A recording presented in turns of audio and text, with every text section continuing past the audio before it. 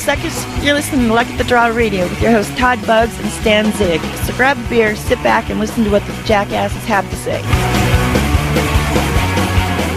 All right, well, up next in the studio, I'd like to welcome lead singer from Radiohead, Tom York. How you doing today, Tom? Today we've got a great guy in, one of my favorite bands of Sex Pistols, Steve Jones, is here to talk with us tonight. Well, it's an honor for me to introduce to you, and welcome to the studio, Les Paul. How are you today? This is really exciting. To help our 2009 New Year's party, we have all 4 original Beatles. Thanks for making it in, guys. All right, our next guest has been a major influence on my musical career, and it's an honor to meet you for the first time. Henry Rollins, welcome to the studio. Tonight we got a real different guest for us. It's not a musical guest. It is one of the WWF's finest, the Ultimate Warrior. Hey, put Bugs down. Well, I'd like to welcome to the studio none other than rap hip-hop artist, great Chuck D from Public Enemy. One of my big rock and roll, just vocal legends guys I really like. We got Lane Stanley talking with us tonight. Hello, Lane. All right, ladies and gentlemen, it's an honor to welcome in, straight off of tour, Johnny Cash.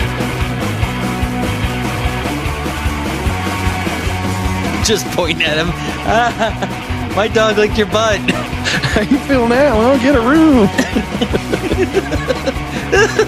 My dog was licking your balls.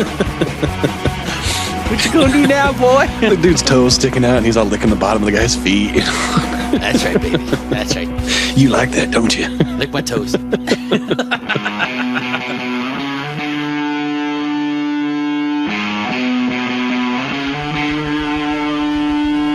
you got any comments, insults, requests, you can call them at 530-618-2847 or email them at wewantbeer@gmail.com. Well, hello, everybody, and welcome to, what is this, Luck of the Draw Radio, show number 4. Today is, what are we looking at? Sunday, March 7th. My name is Todd. Most folks call me Bugs. And as always, my assistant and my help for the show, and I hate to call you a co-host because you're really just, you're the other host. He's sort of the plastic ring for the six-packs that hold it all together. That's right. As always, by my side is... Stan Zing. Stan, welcome to the show. Thanks. And I'd like to add, please cut those plastic little holder things on your six-pack so you don't choke ducks. You don't want to kill the penguins and the ducks and things like that, huh? No. You know, I've noticed lately that a lot of these companies are going to shrink wrap. Oh, really? Shrink wrap in a six-pack? Well, I buy the big tall boys, and they shrink wrap like 3 of them together. Wow. So you're getting a six-pack's worth of beer, but it's all shrink wrapped into a nice handy container. Those are fun when you're trying to make a point that you like drinking beer, but in reality, it just gets warm on you, know? When you got that much beer sitting out in the open for that long? Well, yeah, you can put it in the refrigerator, though, or an ice chest. There are these things that you can actually chill the beer. Well, yeah, but I'm saying why you're drinking it. I mean, you got 12 ounces, you got a 12-ounce shot to get in your mouth and get to the next one, which is sitting in the freeze. But when you're committed to 22 ounces of beer, the last couple ounces are going to get warm on you. Wow, I don't think so. I'm just saying that's I can drink physics. it fast enough. Maybe that's the problem. I'm just not committed enough to the... Well, while we're on the topic of beer, what are you drinking tonight? I am drinking the Coors Light. Got the Coors Light. Got the kegerator. It's running good. The foam's at a nice height. I'm pleased. Have you heard what Monty Python has said about Coors Light? No. What? They say Coors Light is like sex in a canoe. Do you know why? No. It's fucking near water. I'm at the other end of the spectrum. I'm drinking Murphy's, so I'm drinking the dark beer, the liquid bread. Liquid bread, yeah. Yeah. Wow. So this is not fucking near water. This is nothing like sex in a canoe. No. You're like on a cruiser, man. A cruise boat going to Jamaica, man. Or one of those river boats going down the mighty Mississippi, the muddy Mississippi. Yeah. Yeah. Well, cool. So we're all beered up. We're all good to go. I still got this goddamn cough. I think you've had it since the first show. Yeah, I've had it over a month. I don't get it. And you know the worst part is when I do the other show and I do this show, I'm usually good during the day, and then as soon as the mic goes hot, I start to cough. And wow. So let's see here. We had an outline for the show that I didn't write down. We just talked about it briefly earlier. How was your week?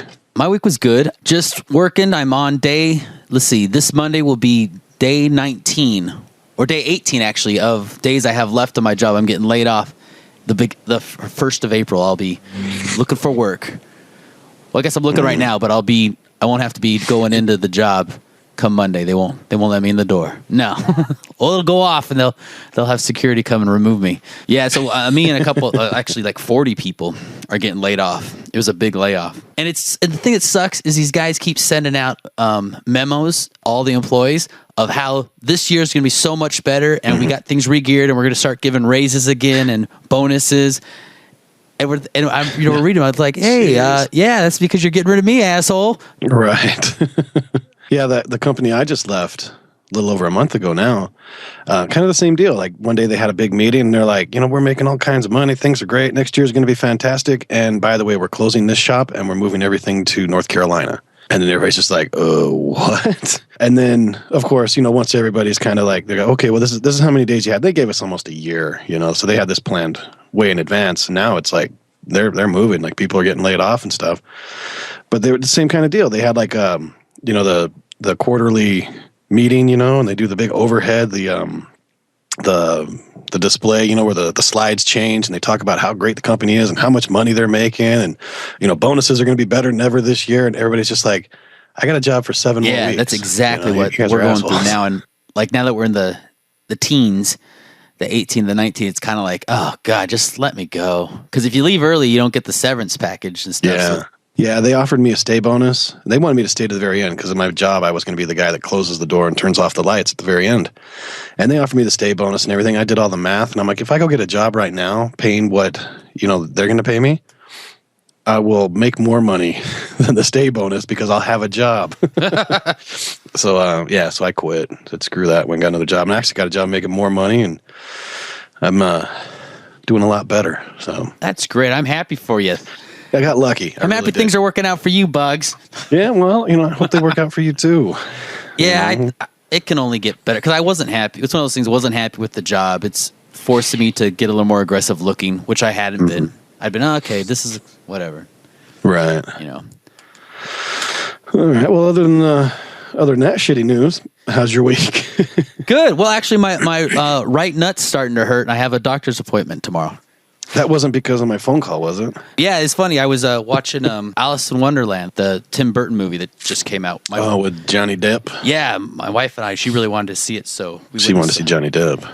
He looks goofy in this, though. I mean, everything is CG'd. It's like his eyes are just a little too big, and every character actually is probably a foot taller or a foot shorter than each other. I don't think any of them could have acted actually in the same space just because of all the CG graphics going on. It was pretty wild. It looked really neat.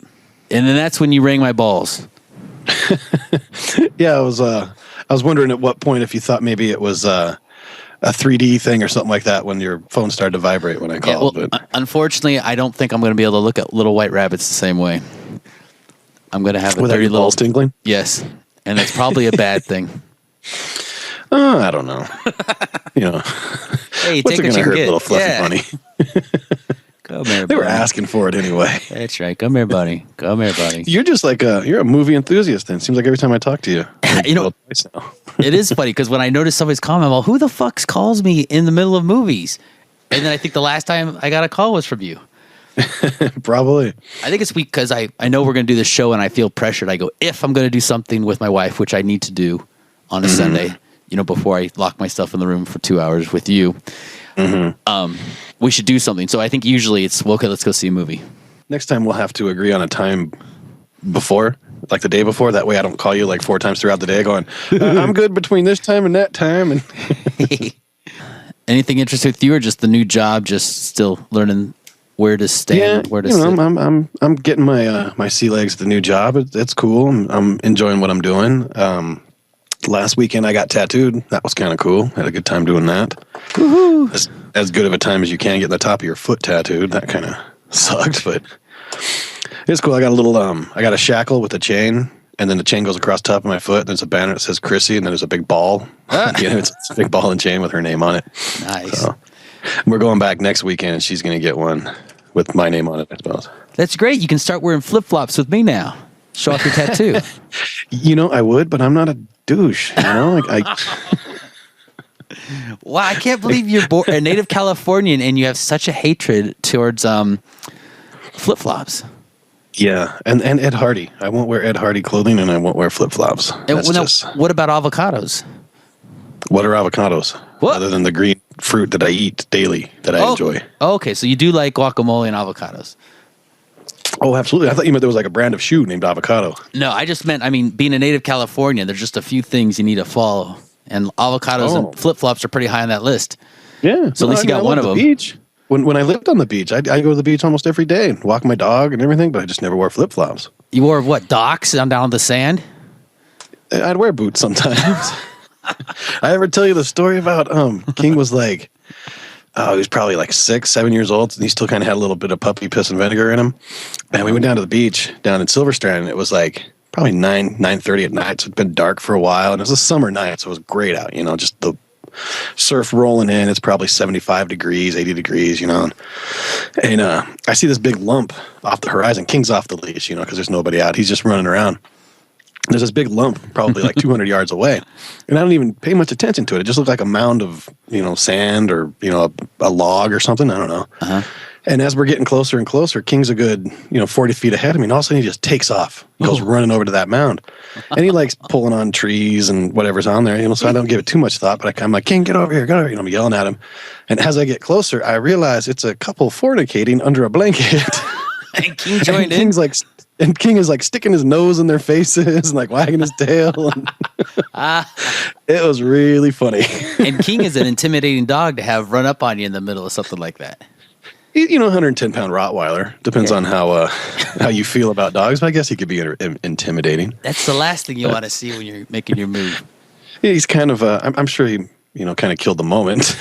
Kind of. I laughed for hours, man. I just stood there and just laughed, and I wouldn't leave. No, I'm kidding. I got the dog and left, but yeah, that's funny. I forgot all about that story until just right now. That was a long time ago. Shit, he's gonna be 12 in April. Wow. And the vet told me any year after 9 is a gift for a Rottweiler. So. Oh wow. Well, that's. You take good care of him, so. He's spoiled rotten. Are you kidding? He didn't even leave my side. I took him to work for the first 4 years of his life. We did not separate for the first 4 years. Wow. So, he's a good pup. We got another one now. You've seen the pictures of Pinky, right? Yeah, I haven't met him yet though. Yeah. Now, would you go walking with a dog named Pinky down the beach? That's what makes a man out of you. That's where you put up or shut up. Her full name is Pinky Tuscadero, so of course I would walk with that. Because you know who Pinky Tuscadero is, right? Oh yeah, that was it Fonzie's friend or was it one of his girlfriends? It was Fonzie's first legitimate girlfriend, one that he was like, I'm going to settle down with this one. And then Pinky ended up not working out because of the bullshit issues with the television show itself.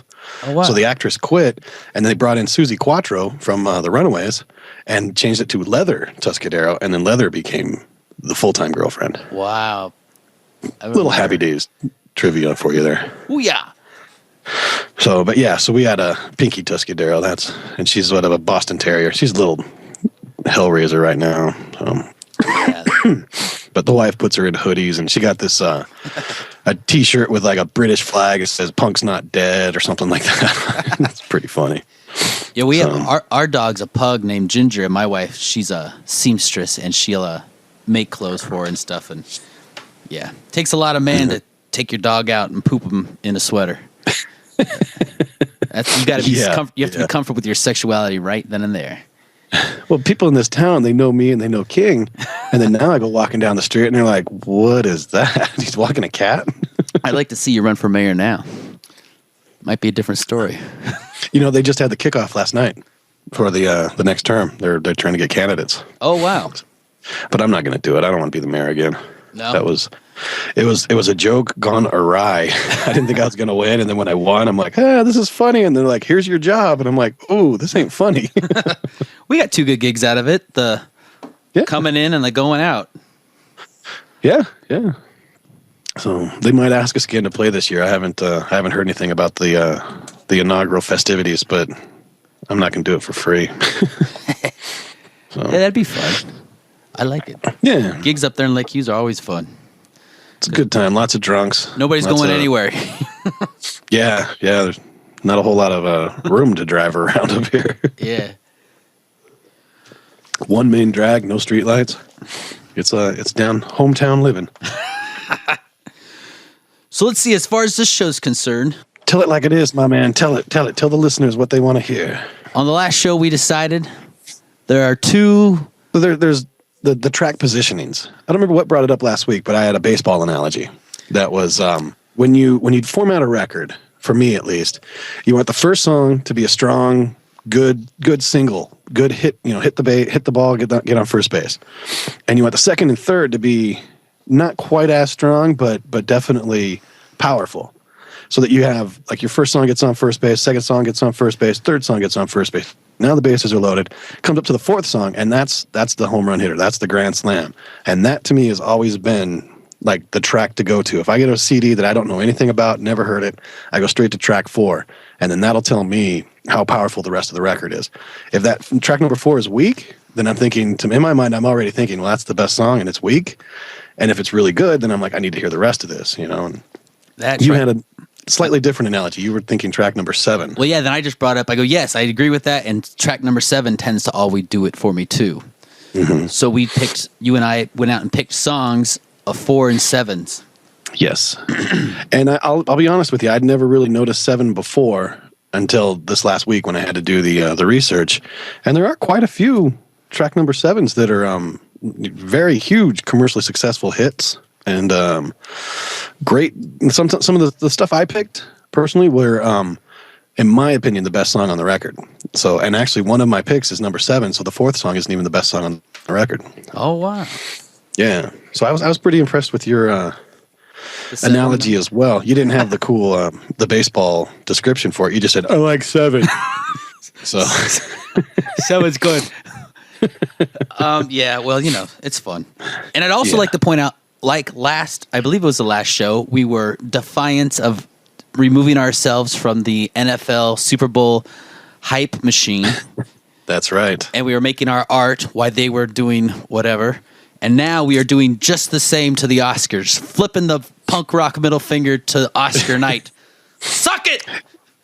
What's funny is that last show, I went to the liquor store to get beer before the show, getting my beer pre-show prep. And then the girl at the counter saw, "Oh, you getting beer to go to Super Bowl parties?" And I'm like, Super Bowl? Like, I didn't even know it was that day. Mm-hmm. And then yesterday or the day before, whatever it was, when you text me or emailed me and said, you want to do the show Sunday as our little anti-Oscars thing, I think I wrote you back and go, I don't know what you mean. Like, do you want to do songs that should have been nominated for Oscars? And you're like, no, jackass, the Oscars is on tomorrow. I'm like, right. Oh. I don't want to watch them, but at least I have some sense of what's going on in popular pop America.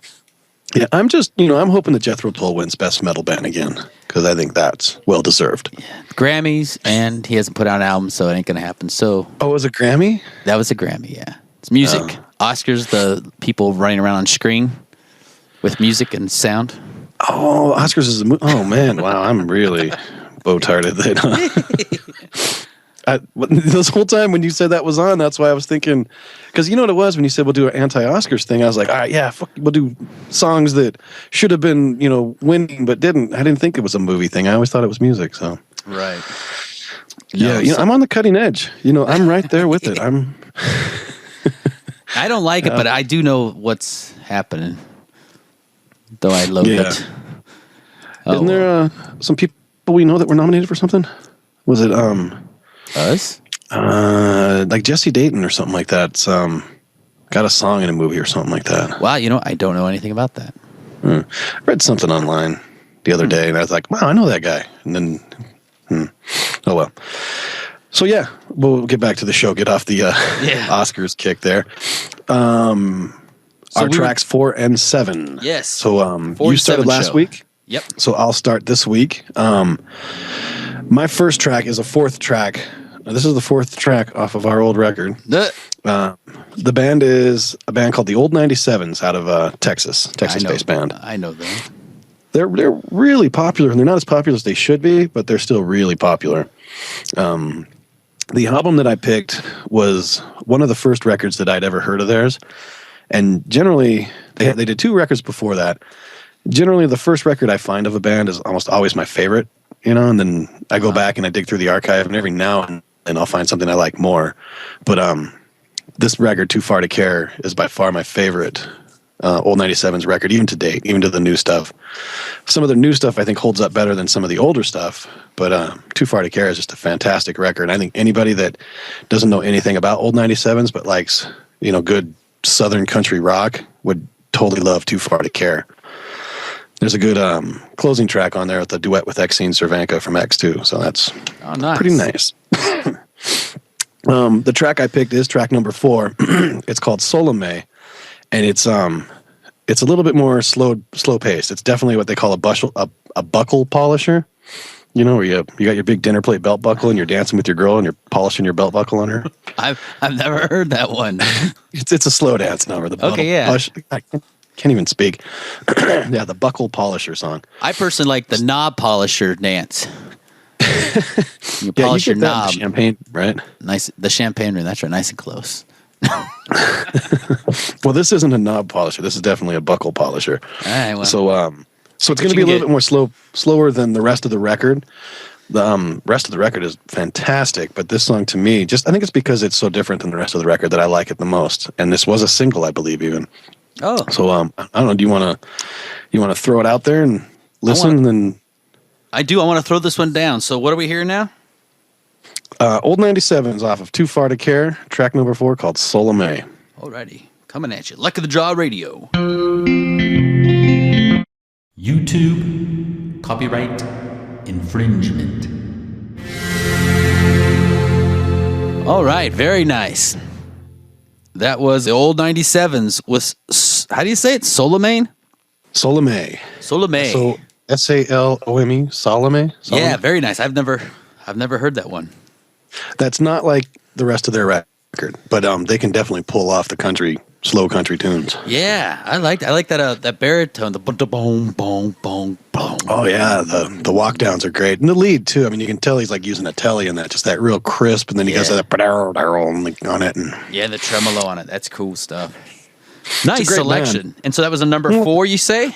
That was a track number 4 off of Too Far to Care, and like I said before, that song wasn't the most rocking song. I mean, actually, it was the one that was probably the least rocking, but it just had so much soul and so much heart in it, that it got me interested in the rest of the record. So, and that is so country, not like all that other crap they're putting out right now that they're calling country. They should just call it pop cunt. Yeah, I agree. A lot of that CMT stuff is just not what I consider country. No. And the funny thing is that most of the bands and the artists that are doing that new country stuff aren't, they're the same age as like the guys in the Old 97s and BR549, the bands that really I love BR549. Yeah, me too.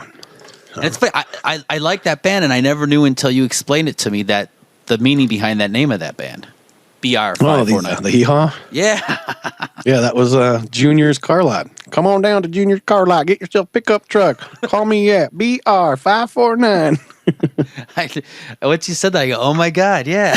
But I just always thought that was kind of a weird name, whatever. I like the music, so I'll let it slide. It's so down home and country that it fits them perfectly, Yeah.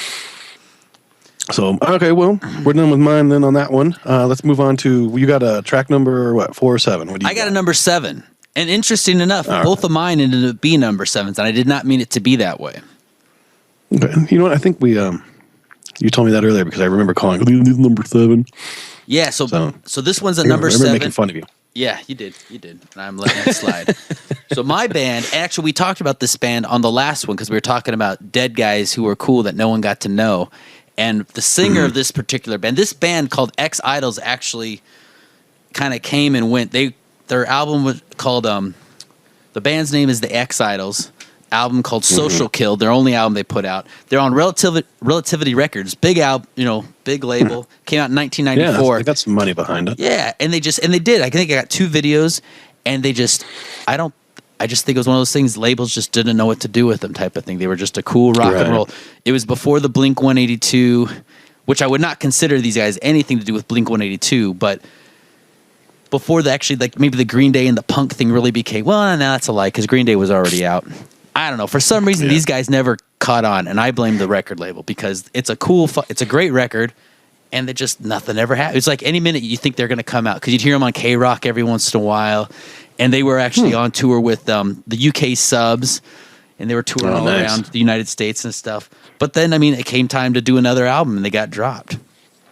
But the reason we actually started talking about last time, because the singer, his name is Gary X, with the I always knew him as Gary X. I didn't personally know the guy, but I think I was introduced to him as Gary X once.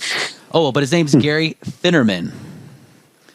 And he was the vocalist, and he died just in 2009.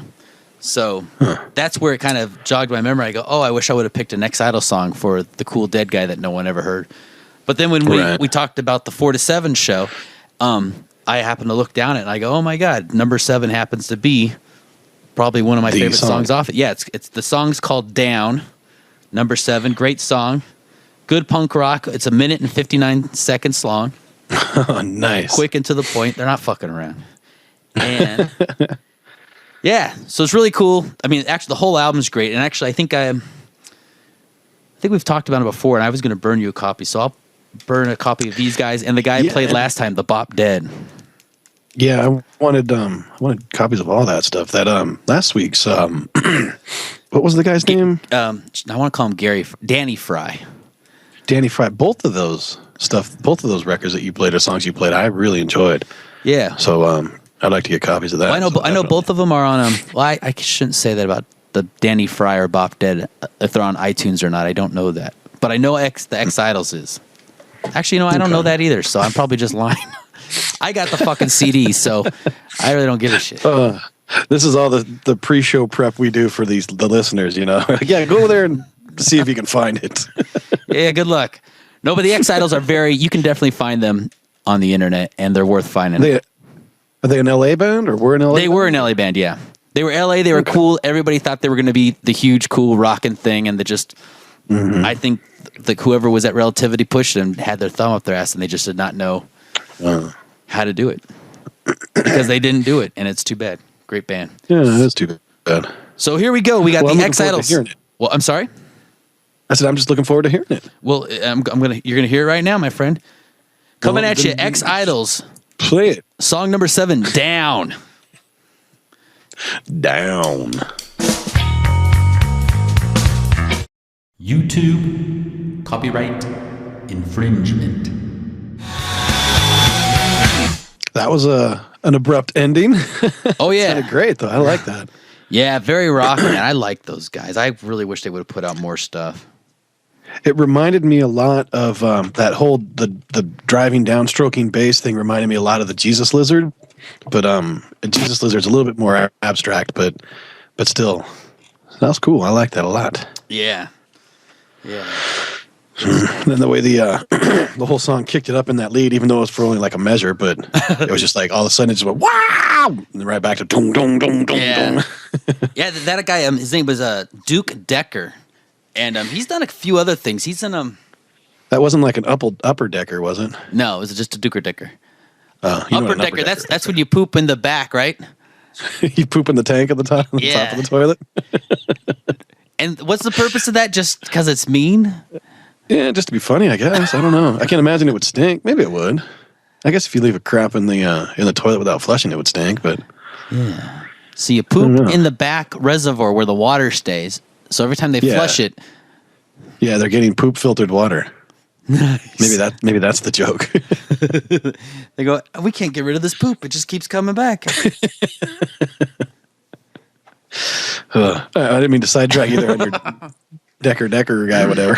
Yeah. No. Duke Decker, lead guitar player, and he's played in a lot of other stuff. I don't think any of I'm not real familiar with any of the other bands he's been in, but actually all the guys in those bands have, I think, stayed kind of active. Still playing rock and roll. Yeah, they were just really good musicians, hot on the scene, got a great record deal. I don't know about great, 94. Right. It's probably all bad and ugly, so who knows? Yeah, I had some buddies that signed to Caroline back in the early 90s, and it was kind of the same deal. They just the record came out, basically got shelved. It was a good record, but it wasn't the best, but they're still playing, still under the same name, still playing little shit bars, so more power to them, I guess. Who was that? Funhouse. Oh, okay. I remember that name, Funhouse. Yeah, they're good guys. I enjoyed those guys. So cool. You got a number 4? Well, I'd say before we go to our next track, we should acknowledge the Luck of the Draw listener of the week. Hey, listener of the week.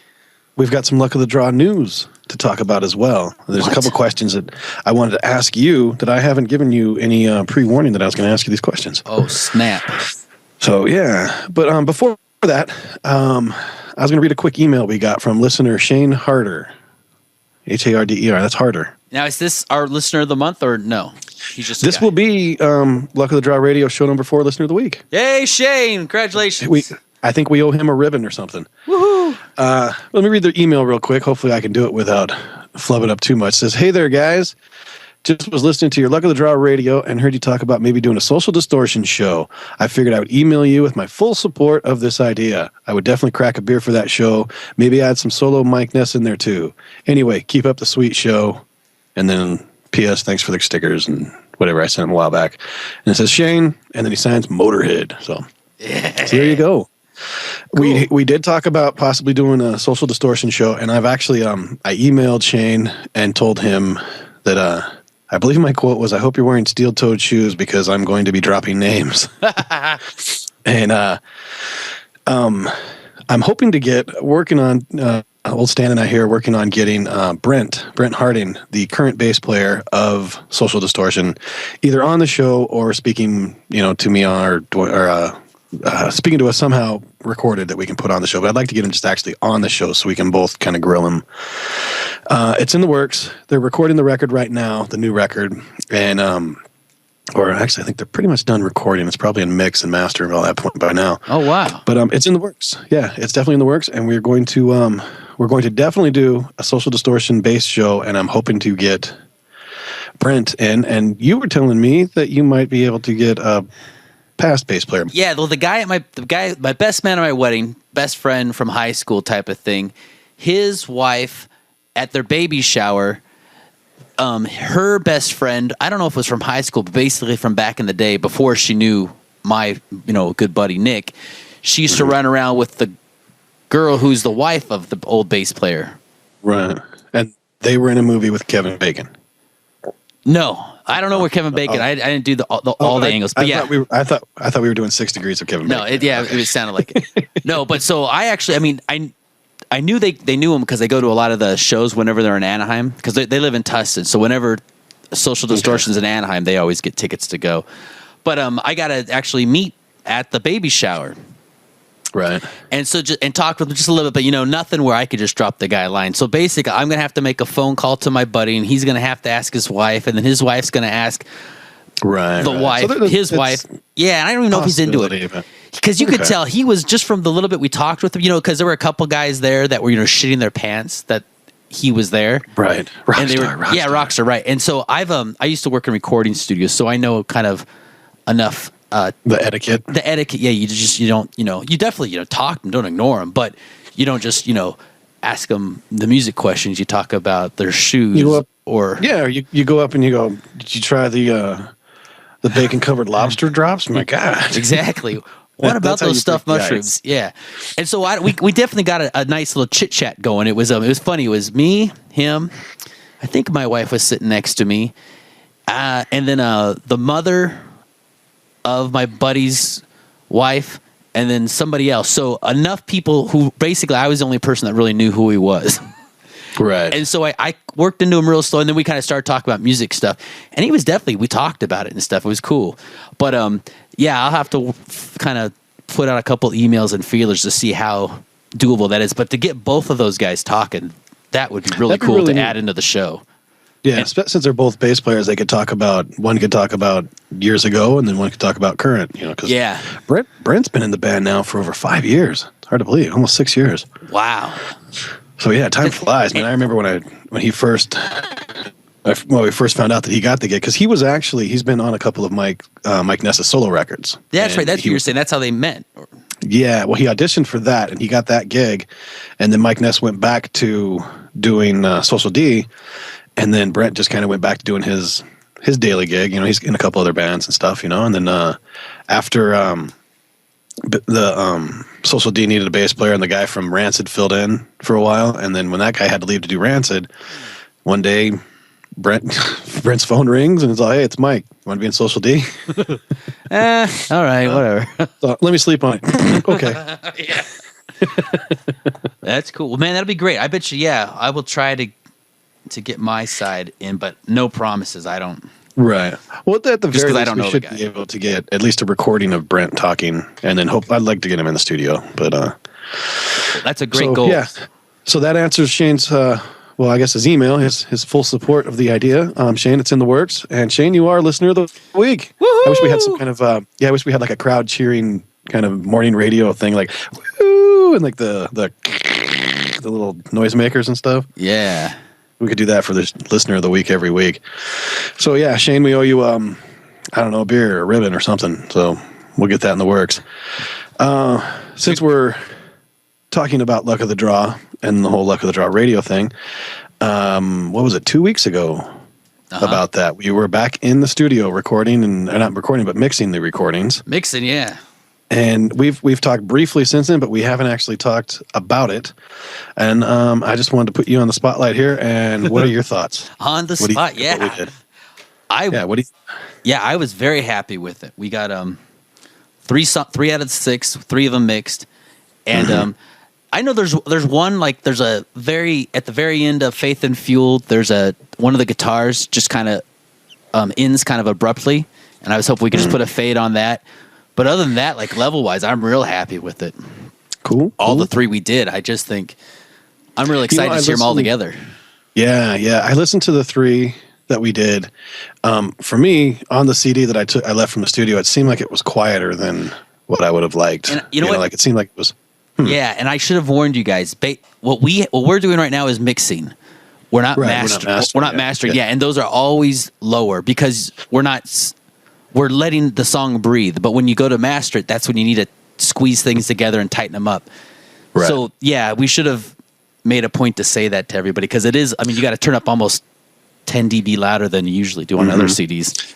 And that's what I figured. That's why I didn't start screaming at Parnan or anything. What the fuck? What the hell are you doing? Yeah, that's what I figured. So I figured that could be taken care of later. But the other thing that I'd noticed, out of the 6 songs, I kind of felt like the best 3 are still left.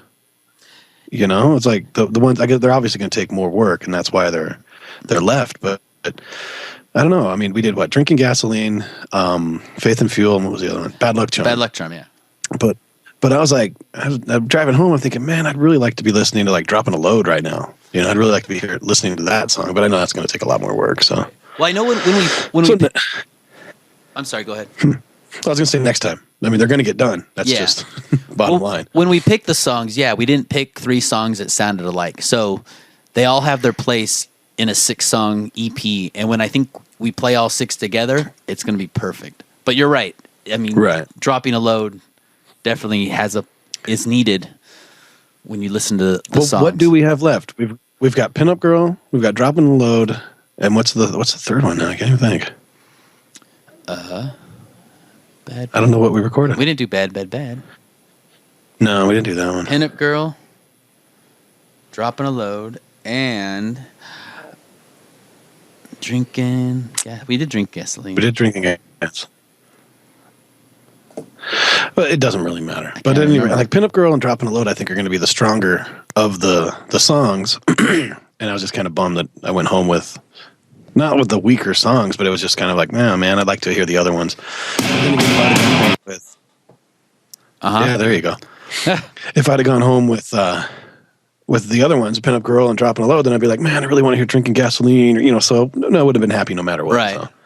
But I was really happy with the recordings. I think our just the recordings itself step us up a bit, and then our performances were good. There's a lot of little things that I hear that I'm sure the casual listener's never going to hear, never going to notice, but there's a lot of things in those songs that make me smile. So good. That's how I feel about it. But since we've been talking about it here for a little bit, how do you feel about maybe leaking a song on old Luck of the Draw Radio? Oh, I think that's a wonderful idea. Cool, because the Subculture Collective guys, Barry, who does Rec House Radio. He's putting out a compilation, and he's been in the works for about 6 or 8 months. It's been a little while. A long time ago, I sent him Drinking Gasoline, an old Mike Brady version. And the record was getting closer and closer to getting done. And when I drove home that night from Black Sound, I sent him an email and asked him if he was done with the mastering yet. And he said no. And I said, is there still time to maybe sneak in Drinking Gasoline, the new version? And he said, absolutely, send it to me. Oh. So I sent it to him just under the wire. I mean, like literally, I sent it to him on, that was what, Saturday? I think Tuesday, he sent me the mastered version of the record. So it was just under the wire. So that new recording of Drinking Gasoline is going to be on that compilation that's going to be out in the next 5-6 weeks or something like that. I wish you could hear us smile, because you'd be hearing one right now. That's awesome. Yeah, I was really happy. And then actually Barry, he sent me a copy of the comp. And guess what track we are? No, number 4? Number 4, buddy. Well, then yeah, that made me laugh. I was just like, no way. I don't know if you listen to the show or not, but if Barry, you listen and that's why you did it, man, kudos to you. You're luck of the draw listener of the lifetime. Oh, you know what? Yeah. Yep, he's lifetime listener. So yeah, so what I ended up doing, my last Barstool Preacher show that's going out today, as a matter of fact, up on iTunes, I closed the show with the Drinking Gasoline song, just saying, trying to push Barry's new comp that's coming out. So I was thinking maybe on our show we could do maybe Faith and Fuel or something. How do you feel about that? That's a great idea. Okay, well, why don't we play that, and then we'll come back, and then we can talk about our second picks. Cool. All right. Well, here we go. A little Faith and Fuel off of the up and coming Luck of the Draw EP. Wait. What? Before that, we don't have a name for the record. You're right. We're calling it the EP. It needs a name. And we don't have artwork, and so we were talking about maybe doing some sort of a contest. That's a fantastic idea. Do you want to come up with some details? You want to draw a fucking picture, send it in, and we'll put it on jerk offs. Let me be a little bit more eloquent. So, so listeners and friends of the show, if you're an artist, I'm not going to call you a jerk off. No, if you're an artist, or I meant it lovingly. A photographer or anything like that, it doesn't have to be a drawing or a painting. It can be a photo as well. But and you can maybe Photoshop some Luck of the Draw on it or something like that. But we're looking for an album cover artwork, and we're looking for a name. So if you can come up with any ideas, anything like that, and if we end up using it, what would be the grand prize?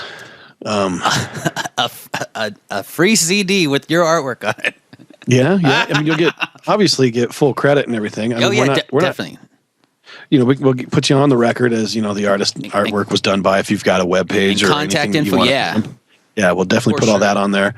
I was thinking even if you're out of state because we're located in Southern California. If you're out of Southern California, anytime we're on tour in the next, even if it's 20 years from now, and we come through your town, you can buy some beer. Get in contact with us. You let us know, and we'll buy you a beer, and we'll put you on the guest list.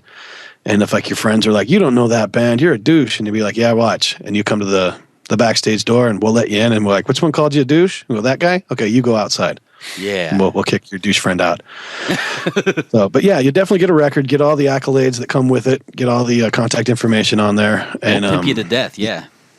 Yeah, and you'll have your artwork or your photo or whatever it is that you do on a record that will be available throughout the world on the internet and different record stores and whatnot. Plus, you'll have our undying love.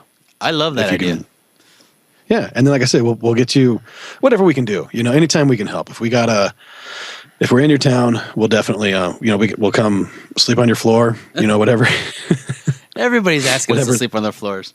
It happens. So that'll be the new contest. That's the contest of the week. Show number 4's contest is come up with an album cover and artwork and name for the new EP. I was thinking 6-pack because it's 6 songs, but that's kind of, I don't know, it doesn't hold a whole lot. I've never seen that though. Well, yeah, whatever. Because I was thinking maybe like a picture of the top of a 6-pack. And then have on the beer caps, have something like, Luck of the Draw or LOTD or something. I don't know.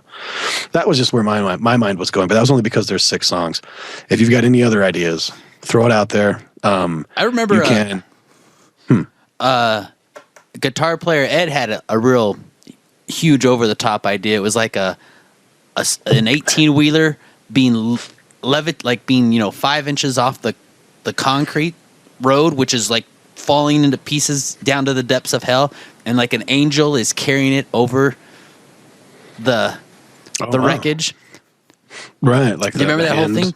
Yeah, like the hand of God is lifting your semi over the road, the highway, as it's falling into hell, like the fire and brimstone's flying up, but the faith of God is lifting you.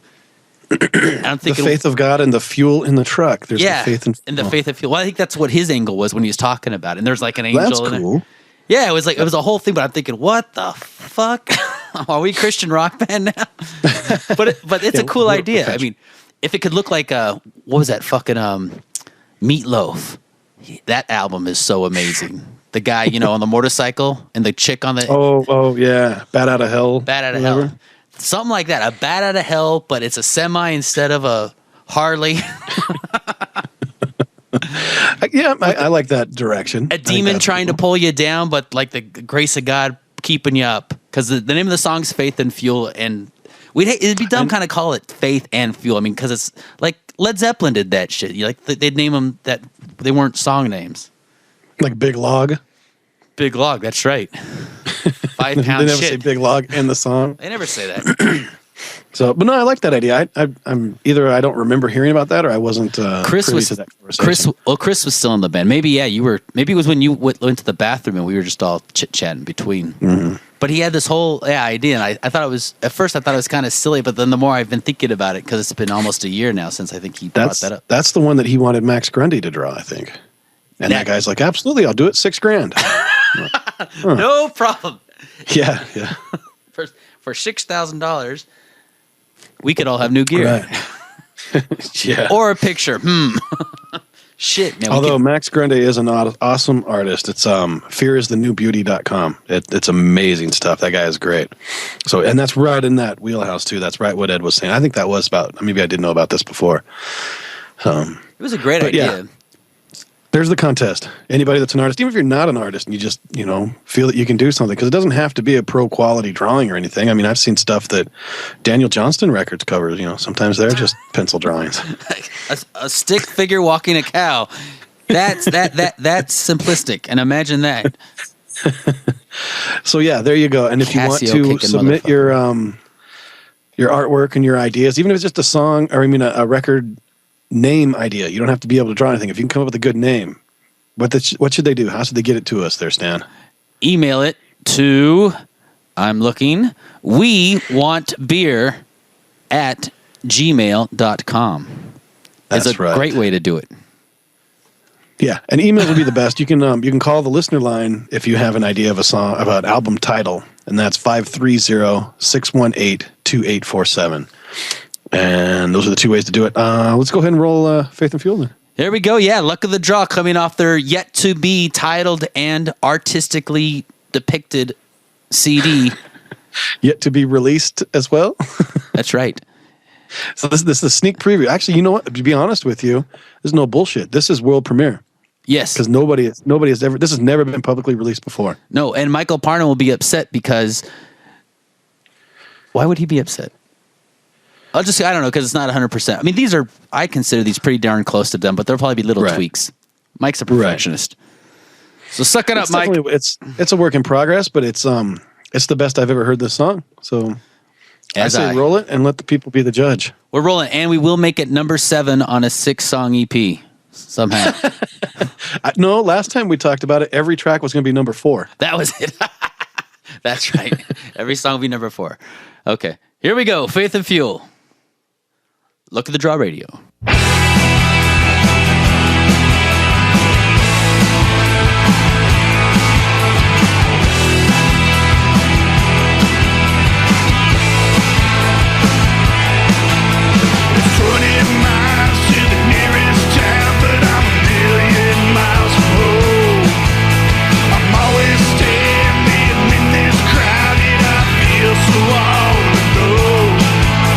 Looking through this windshield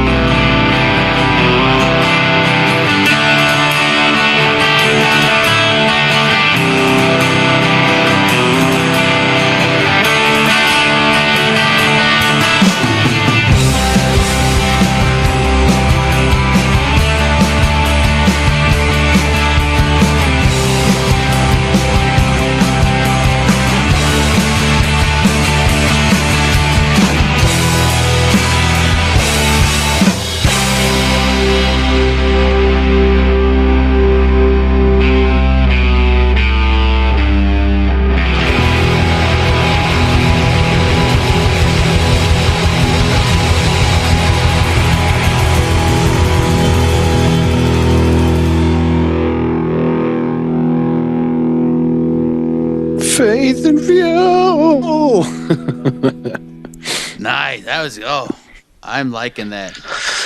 Yeah, I like the way that's turning out. That's not bad at all. No. Nothing wrong with that. King likes it. Yeah, he's out there cheering. Either that or barking at hippies and fire trucks. Yay! Okay, well, we got the content and everything out of the way. Luck of the Draw listener of the week. We should get back to the countdown. Yeah. They're all fours. I've got my next song is actually track number 7. Oh. And I had a little bit of a story, but I don't want to run too long. But it's the band Soundgarden. Oh, yeah. And it's the first record that ever that they really got them to the forefront, because I think FOP was the very first record, or Screaming Life and FOP. And then Louder Than Love came out, and I think that was their first major label, because the other ones were on Sub Pop. And I thought Louder Than Love was on Sub Pop, no? It might have initially originally been, and then whatever it was. Re-released? Yeah, I think they like Geffen or something like that picked them up or whatever. But I know that was their first record that was a major label release, so it might have been re-released as that, and then they went on to greatness from there. But I remember I saw I saw Soundgarden at the Country Club in Reseda, and they opened for Voivod, which was pretty odd. I went to see Voivod. I didn't even know who Soundgarden was, and the funny thing was they filmed the video for this song that night. Oh, and wow! The night before they headlined the Whiskey. And they filmed some of the video there, but then they also filmed some of the video at the Country Club that night. So I was there. But the song I picked it's kind of the title track, because the record's called Louder Than Love, and the song I picked was track number 7 called Loud Love. Loud Love. And I think it's a great song. I think this whole record still holds up to this day. It's better than Bad Motorfinger and the other stuff I've done, I think. Wow. I don't know what your opinion of Soundgarden is, but I like them. I think I didn't really discover them until the Spoon Man, which I think that's Motorfinger, right? The one after. Yeah. And then I remember actually it was the album after that. Down on the Upside, I think, was another one. Something like the one that had Blow Up the Outside and Black Monday or Monday. Something Black Hole Sun. Black Hole Sun. The one with that the album with that song on it. Michael Parnan, the guy who's editing, mixing, and producing our songs that we're working on right now. And his brother, who was actually in a band real big on the East Coast called, Sons of Elvis was the name of that band.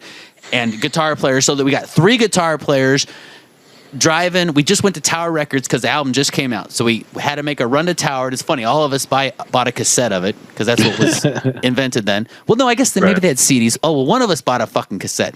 So then we get back in the car, and so we all 3 of us have this because we all bought it. Mm-hmm. We all wanted it, so we all bought it. But only one of us ended up putting ours in the cassette player. And so while we're driving to get some, I think it was, what was it, Baja Fresh? Okie Dog. No, it was Baja How can you go to Hollywood and not go to Okie Dog? Oh, we were on Cahuenga. We were in Ventura. Oh, okay. Yeah, we were on the other side of the hill. So we're driving down, and it's like once we left the parking lot, and it was real heavy traffic. So we were sitting in the car for a good 30 minutes. We didn't say a word. And then once we parked at the Baja Fresh to eat, we just kind of stopped the car, and the music went off. We're all like, "Holy shit, that's amazing!" We were just blown away. Yeah, I really like Soundgarden. Cool. Yeah, that's a lot how I feel about the Louder Than Love record, and it's one of those time capsules where, like, no matter what song on that record, I can listen to it, and it takes me right to a moment in time. Like I remember exactly where I was when I bought the record. I remember exactly where I was like when I saw him at the Country Club. The people I was with, everything. It just brings back that whole flood of emotions from that time. And so, yeah, this record means a lot to me. And that was the original bass player, the Asian guy, wasn't it? Still. He was playing. I think he was playing on that record. I think he played on the album. I don't think they went through another bass player, and then they got the guy that they had for a long time after that. Yeah. So I think they might have been the intermittent guy. Okay. Well, cool. So here we go. It was Kim Thayil on guitar, whatever, and Kirk Cameron. Yeah. I don't know his right name. That guy's a good drummer. He's in Pearl Jam now. Pearl Jam. It's funny. I went to school up in Seattle in the early 90s, and the band Mother Love Bone, the singer just OD'd, and then two of those guys turned into Pearl Jam, and the other 2 guys I guess it was probably the drummer. No, I think it was the I think it was the drummer and lead guitar player turned in this other band called, I think it was Dead Horse. And I went to see him play the two bands. And one of the friends I was with was really into Pearl Jam. And then they go, this is the other band, Dead Horse, that came out of Mother Love Bone. And I loved them. I thought, these guys are awesome. And then Pearl Jam came on. And then I just go, holy shit, these guys. It was just so powerful. And it's funny because I saw them probably 3 or 4 times before the album came out. 10.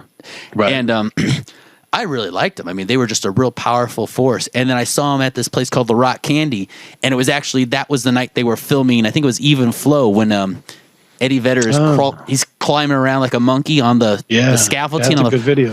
And it's funny because during the it wasn't during that song when he was climbing around. It was during a song that had a big, instrumental piece. Right. And then after a while, you start thinking, well, where'd that singer guy go? And then one of the spotlights goes up, and then he's on the roof and he's climbing around like a monkey. And it was like serious. I mean, he was high. And I'm thinking, this guy's going to die if he falls, man.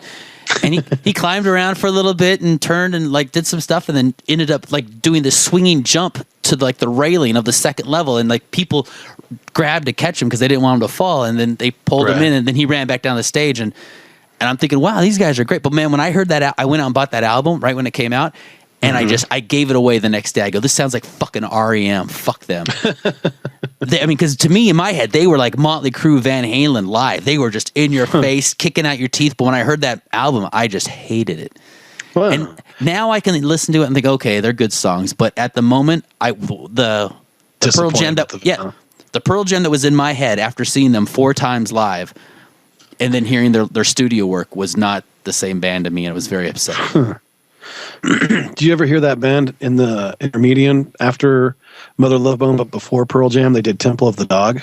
Oh yeah, that was a great album. Love that record. Yeah, but that's Chris Cornell writing amazing songs and just having amazing people play with them, and a good band behind. Yeah, but then Eddie Vedder sings on them. That Wouldn't Jesus song, man, such a great song. That was Bring the Crowd Up. One of the songs that wasn't very popular. Oh, I don't know. That was a good album. You're right. That one was very good. I saw Pearl Jam on a Lollapalooza tour, and then I think Soundgarden might have been on the same bill, and they did a bunch of Temple of the Dog tunes. And in the middle of it, they did like probably 6 Temple of the Dog songs.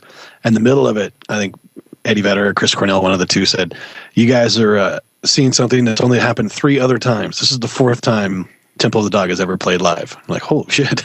Wow. And I don't even know if they played ever again. I mean, I'm sure there maybe in the Lollapalooza tour they played every night, but I don't know. It was cool though. I really enjoyed it. Yeah. So with that said, Soundgarden. What do you say? Yeah, Soundgarden, Loud Love, track number 7 off of Louder Than Love. Coming at you live, Luck of the Draw Radio. I just like to do my DJ voice. That's so great. It's fun. I got to pee and get a beer. So if you want to listen to the tune, I'll go runabout. Cool. YouTube copyright infringement.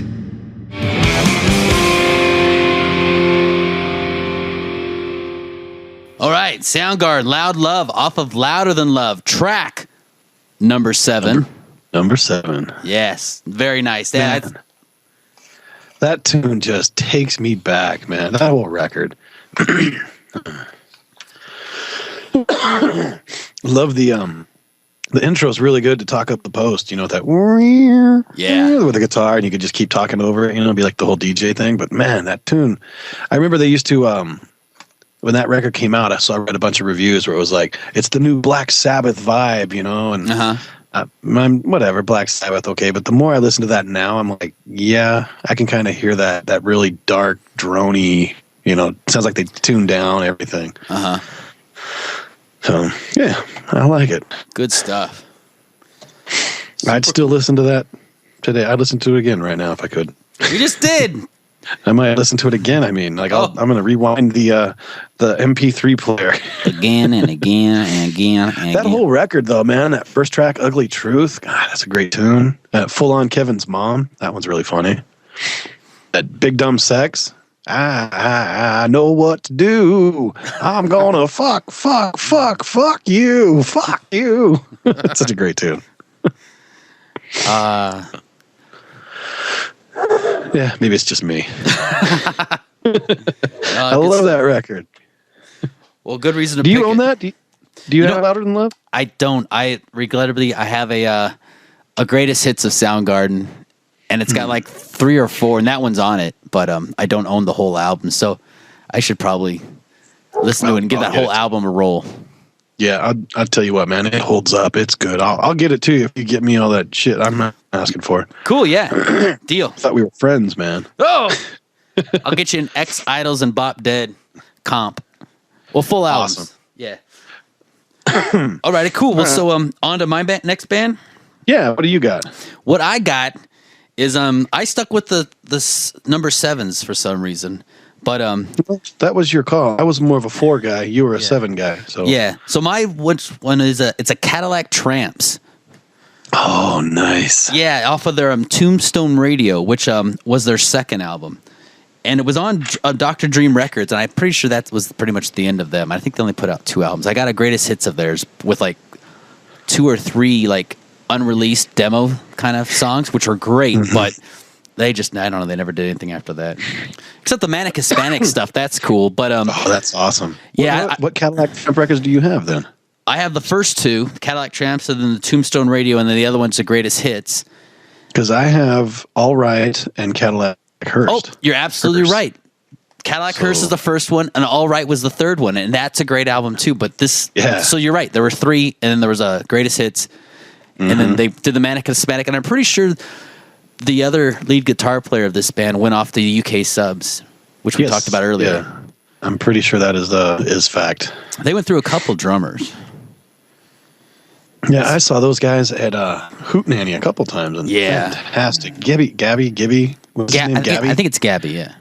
Gabby's such a great frontman. Yeah. Just, he makes you laugh, you know. And I saw him with Manic Hispanic and Ventura, and it was just, he did the whole Tijuana wristwatch thing, and... Good stuff. Good band. I like those guys. Cadillac Tramps, I like them a lot. Yeah. Well, the song I picked, their number 7, is Cadillac Hearse. Nice. And so we'll play that right now. Yeah, bring it on. Let's listen to it. All right. Cadillac Tramps, Tombstone Radio, song number 7, Cadillac Hearse, coming at you. Live from my iPod, yeah. You always say that, coming at you live. That's why I was going to throw that out there. Well, that's funny. YouTube copyright infringement.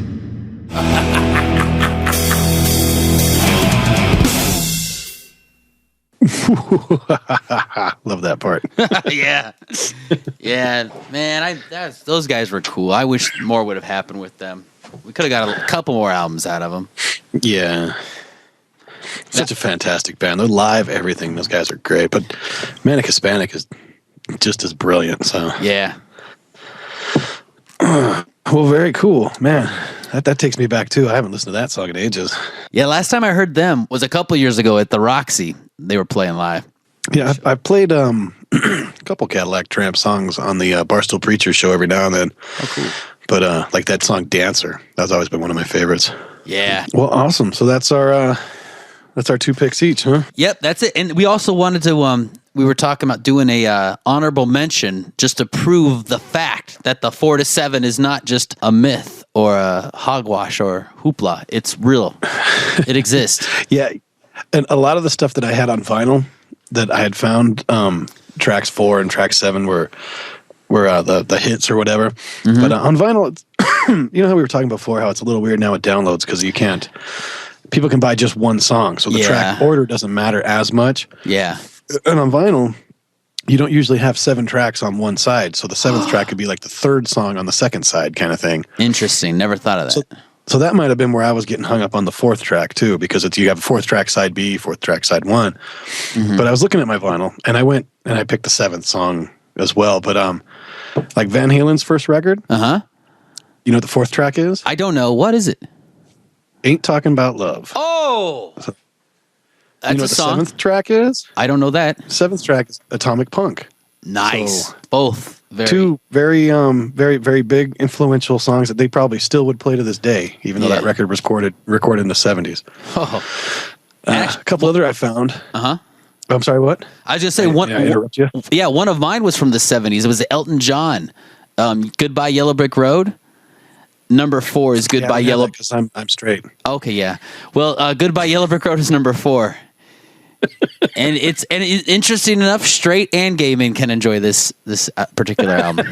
Really? Yeah, yeah. That's nice to know. Yeah. Okay. A little more recently, a band Alkaline Trio. Oh yeah, they had a hit with the song. They had a hit with the song "Mercy Me," track number 4 off of Crimson. Woo. And then I don't know. Do you got any more? Or do you want me to keep? Oh going? yeah, no, I got a stack. I got 2 more. Never mind the Bullocks. Here's the Sex Pistols. We have number 4 is Liar. Great song. Awesome song. Yes, that's a great song. So how can you go wrong with that? You remember Santa Monica-based band Everclear? Oh, I sure do. Remember their that hit they had, Sparkle and Fade? Track number 4. Woof. I guess Santa Monica is the name of the track, actually. Track number 4. Yeah. Sparkle and Fade was the record. So Santa Monica. Wasn't that the dun dun dun dun dun dun dun dun? Wasn't that? Yes, that tune? that's it. You're right. I think it was. You are a good hummer. I'm still living with your goat or something like that. I'm still living with your goat. No, ghost. I'm still living with your ghost. That would be the correct lyric.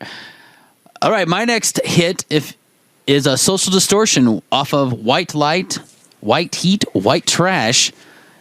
Good record. Here it comes at you. Number 4, I Was Wrong, which, as my memory serves me correct, that was their hit, the one they had a video for and everything.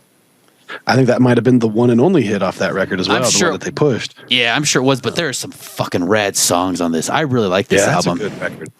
That was the one that was right after Darnell died, and everybody thought they were going to be done. And then it was like, whoa, there's a new record. And I was a little hesitant, but I did like that record a lot. Yeah. I think actually number 5 off this, Through These Eyes, is probably my favorite. That's a good tune. They might have done a video for that one, too. I've heard them play that live. Yeah. So. Oh, it's very raw. It's on their that live one. They did at the Roxy, I believe. I forget what the name of it was. Live at the Roxy, maybe. Live at the Roxy. I forget what the name of it was. Live at the Roxy. But see, that's what we're looking for, ladies and gentlemen. That kind of twist, that kind of abstract thinking of a title for our CD. Live. And they probably had at a picture Roxy on the cover of the marquee of the Roxy and said Social Distortion. That was the album cover. I think that's what it was. Crazy ingenuity, They're going out on a limb. What other ones did you have? I've got some old vinyl here. Uh-huh. I'm looking at right now. Yeah. Do you know what track number 7 of Cheap Trick's Live at Budokan is? I Want You to Want Me. That's right. I mean, I did guess, but I was pretty certain because it was on the second album. Or it was on the flip side. Here, I have. Yeah. But it was still track number 7. Right. So that's on Neil Young's After the Gold Rush. I'm going way back here. Yeah, I wouldn't know nothing about that. 4th track is Southern Man. Oh, one of his biggest hits. Wow. That was an answer back, I think, to or maybe no, it wasn't an answer back. It was that was his tune, and then Leonard Skinner wrote him back a song that was all like Southern Man, Don't Need You Around Anyhow. Yeah. That was a little controversy there. What else have I got? Steve Earle, Copperhead Road. Oh. The track number 4 was probably his most famous song ever, Devil's Right Hand. Wow. Good tune, yep. Track number 7 off of Nothing Shocking, Mountain Song. See, so even Jane's Addiction knew to go for the 7th track. Mm-hmm.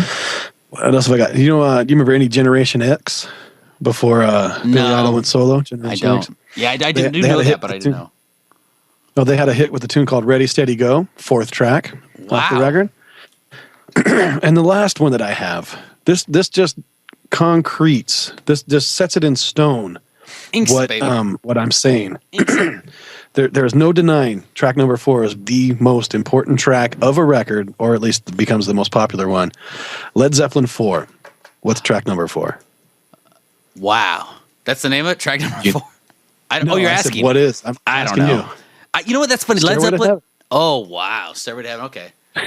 Other than Stairway to Heaven, I don't think I could tell you one Led Zeppelin. I mean, I know a lot of Led Zeppelin, but their songs have nothing to do with the fucking, the titles have nothing to do with the songs. I don't even like Zeppelin. I went through, because I have a ton of shit on vinyl that I don't listen to, that I don't particularly care for, but I just have it. And Zeppelin's another one of those bands. And I went through and I'm like, I wonder what track Stairway to Heaven is. Like the most popular track in the world, basically. And I pulled that out and went number 4. I knew Wow. it. I should have checked some of my Beatles. I bet you, all their songs are hits, so it's hard to say. You know, I came across that in some things where I was looking at a record. I'm like, oh, this is a hit. I know that number 4 has got to be the best song. And I look at it, I'm like, well, they're all hits. Yeah. You know, they're all popular. So it's kind of hard to say which one's the best. But I still, to this day, I'll still go listen to track number 4 before I buy a record. Well, I think, my friend, you have proven your point to the world. The 4 and 7 should not be Ignored. ignored. Yes. Yeah. Should not be ignored any further. Trying to, spread the word. Go listen. And if you're in a band, think about that kind of stuff when you're putting out a record. Make sure that 4th track, that 7th track is a powerful track. Yep. That's my advice to up and coming bands. All right, so I guess that's going to do it for us tonight. Our next topic to be discussed at a later date will be bands. And what will that be? What it will be, Bugs, is Yes. bands that had their day, say 10, 15 or so years ago, but today they're trying to either reinvent themselves or just keeping it real and keeping it alive. Trying to keep it current. So we're talking a lot of Sunset Strip type. That's where my head runs. We're talking Aquanet makeup. Yes. That's where my head's at, but I mean, I don't want to pigeonhole this, but yes, that's both of the 2 bands in my head are both definitely from the glam and glitz days. Okay. Well, that when you said that era, that's kind of what I was thinking as well. So we can go with that. Ooh. Actually, man, holy mo! I got some good. I want to do the show right now. I got some great ideas. All right, well, let's go. 1, cow. 2, 3. Hey, ladies and gentlemen, welcome. Hey, welcome to show number 5. I don't know if I got enough beer for that. And I got a keg. Oh, come on! How could you not have enough beer in the house? You got a keg, for Christ's sake. You disappoint me sometimes. We could probably do 3. You're right. What am I kidding? Here we go. I mean, I got enough whiskey to do it. Show number 8. Who the fuck cares? It might get ugly. Yes, I think it would.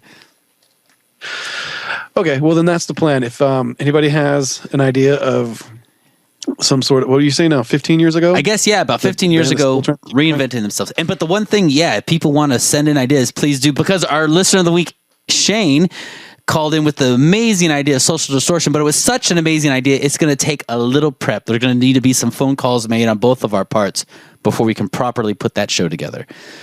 Yeah, we could do it, but it's just we want to do it right. And if we can get actual members from the band in the studio, then that's the way we want to do it. So exactly, we want to do it. If we were doing, so that's going to take a little. Yeah, if we were doing Van Halen, we could do it right now because I don't have any Van Halen connections.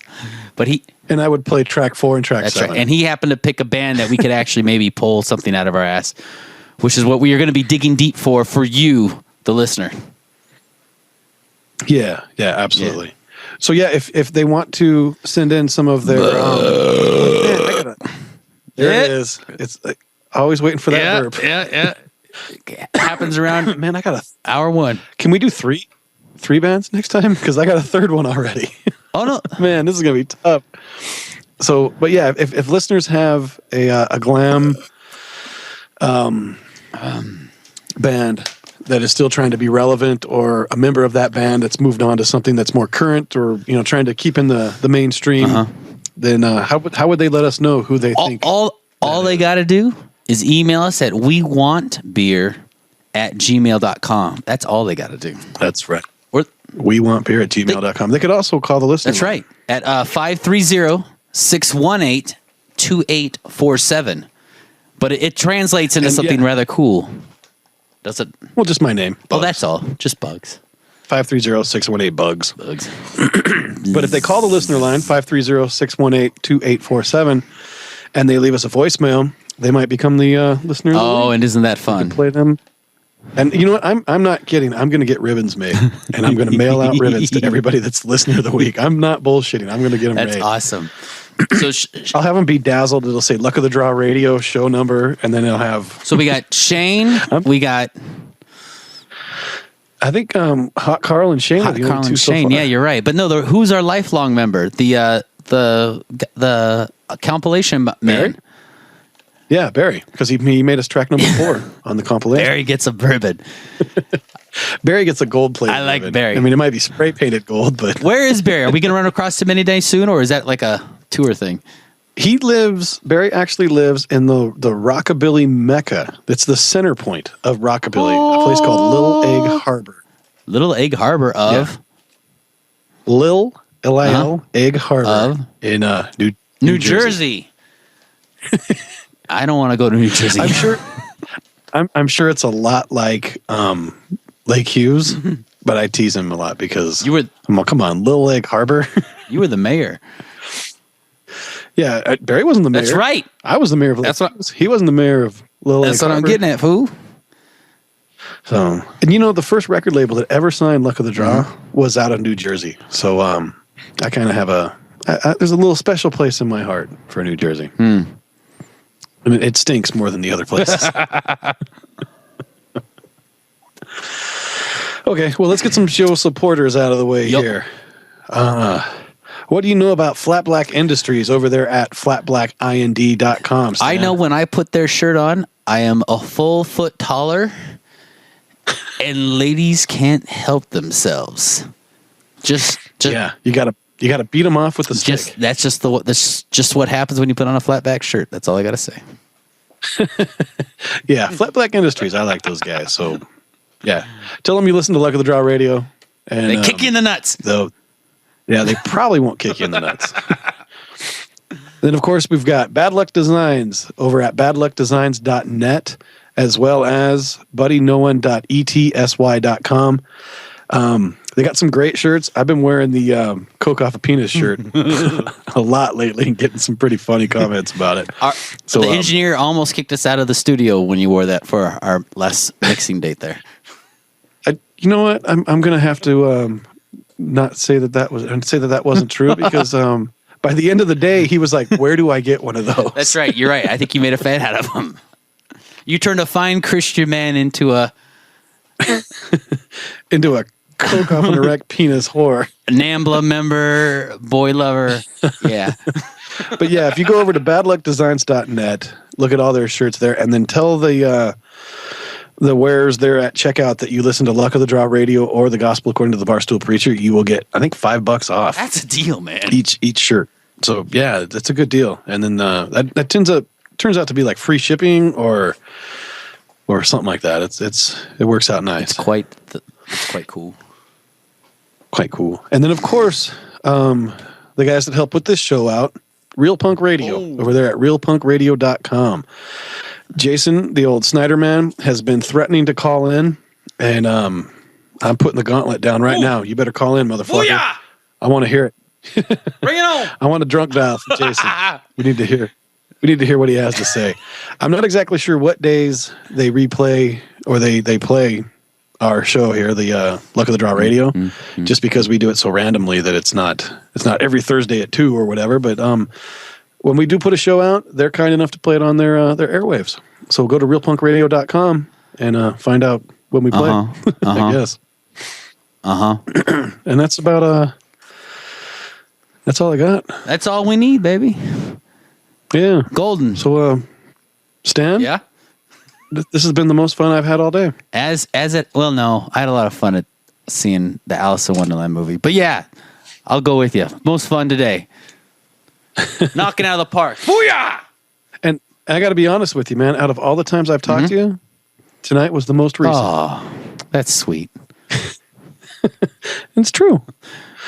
So we're gonna do. We're gonna get out the old Aquanet. We're gonna do some glam bands. We're gonna do some rock and roll next I will time. wear mascara in a. No. Okay. No, we don't. It's a radio show, dude. You don't have to. I mean, I know you're wearing it now, but you don't have to. I did my nails. And you can take off the spandex. No spandex. It doesn't have to happen that way. We're not Steel Panther Radio. We don't have to do that. Luck of the Draw Radio. That's why we're drinking. That's right. We're truck driving, beer drinking sons of bitches. There. Yeah. Now my mic smells. I miss those burps. If we ever, because I'm sure at some point, I'm at home and I do this on my little studio at home, and then you're at home and you do it at your studio at home. And I'm sure there's going to be a time or two where I'll be at your place or you'll be at mine, and we're going to do a show together, like next to each other instead of over Skype. Could you just do me the favor of not giving me that mic that you burp in? Maybe I'll just bring my own. That's like the Hickoids. I will not sing through that guy's mic, man. He puts it on his pants. Oh, that was so funny at Sansui. Where he's like, here's the mic. And you're like, no, I'm cool. I chose not to sing that night. Oh, that makes me laugh. That was funny. Microphone to balls, not funny. Oh, it was down both sides of his pants, too. It was down his buttocks as well as his Oh, crotch. I know. Because I was watching, and I thought to myself, that's my mic. That was my mic that just went down his pants, both sides. So when we go down there, because we're going to go down and play with them, I'm not going to step up to that mic. Well, maybe at the end of our set, because I'm sure we'll open for him. If we play before him, my set. mic's going down my pants. Exactly. That's what I'm going to say. Go grab the mic at the end of the set and go, thank you very much. And then just stick it up your butt. Go, up next to Hickoids. I'll beat him to the punch. Good idea. I like those guys. Well, I learned this one from the Hickoids. And then They taught me well. No, you know what? Very No, nice. because that guy would take it to the next level, and I don't want to go there.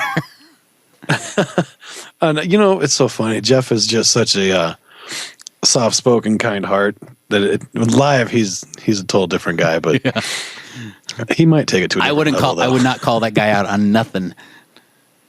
Nothing. He's one of those completely loons that would just lose it and go ballistic on you in a fight or something. Oh yeah, retard strength, all that. No, I just think yes, whatever.